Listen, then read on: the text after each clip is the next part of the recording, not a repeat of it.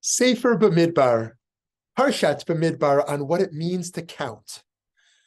The book of Numbers and Parshat Bamidbar begins on the first day of the second month, in the second year following the exodus from the land of Egypt.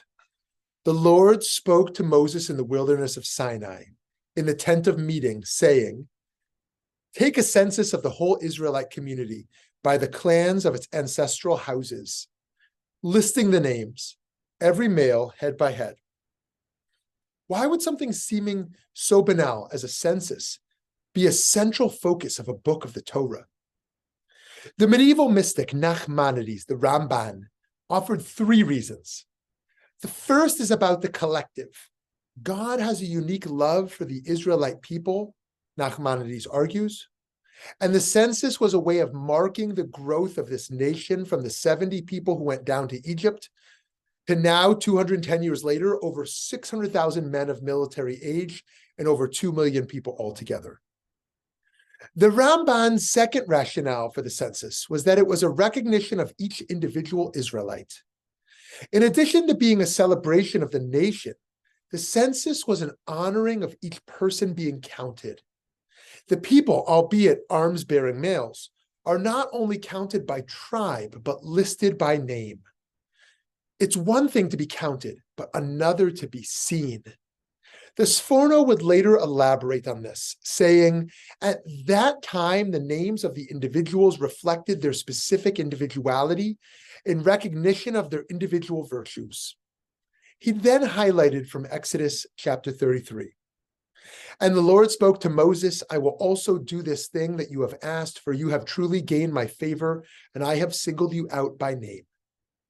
Rabbi Elimelech of Lezhensk saw the phrase head by head in Numbers 1-2 and read it as meaning that Moshe and Aaron had the responsibility to raise up each individual toward holiness. It's taught in Noam Elimelech. The tzaddik, the righteous one, elevates the entire world and raises them through the tzaddik's clinging and holiness.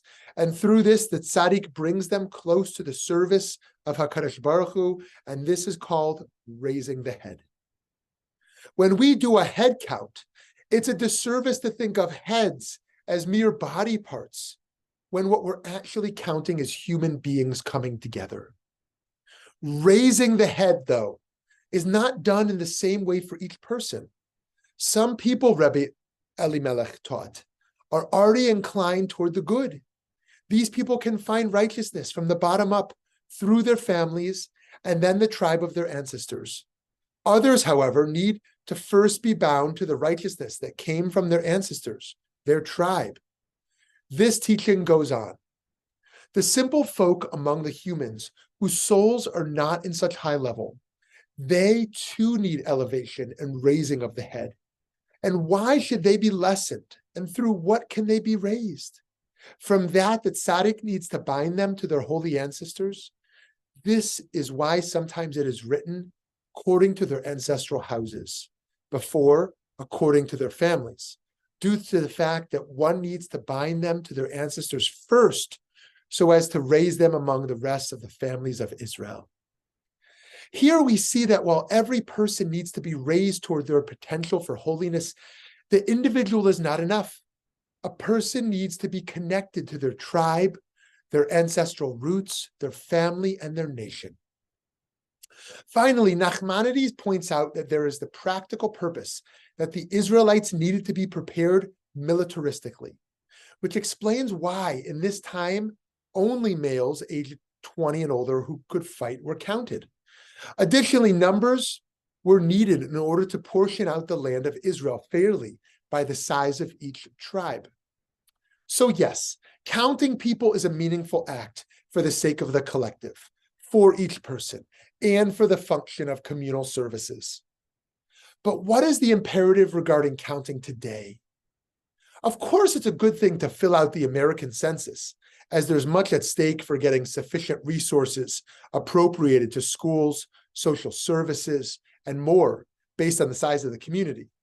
One can also make sure they're counted by filing with the IRS accurately and on time, being a member of a synagogue, and being an active participant in their own family. But whenever we count people, we should also ask ourselves, who is not being counted? Those who don't serve in the military are not counted in this Parsha. But what would it mean to make sure all people are counted in all the relevant realms of their lives? No one should be left out.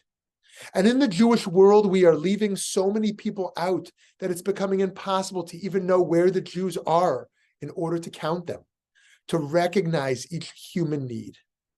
Two of the great problems leading to poor data on national Jewish demographics are low rates of affiliation and high levels of assimilation. Affiliation with the Jewish community is not only about personal opportunity or even support of the wider group, but about counting, about publicly owning one's identity through being counted, and helping the community at large to understand our collective needs. Jews who aren't affiliated can do their part by showing up and being seen, and those of us who are more involved can help solve this problem by reaching out to those who might be lost. By seeing the significance of counting in the book of Numbers, we can recognize that it's an act of courage to be counted, to affirm one's identity with the Jewish people. At the same time, though, it's an act of humility. Being counted is not just about individuals, nor is it about vast impersonal entities. It's about people coming together to be a part of a noble collective in the community, in the nation, and in the world. Shabbat Shalom.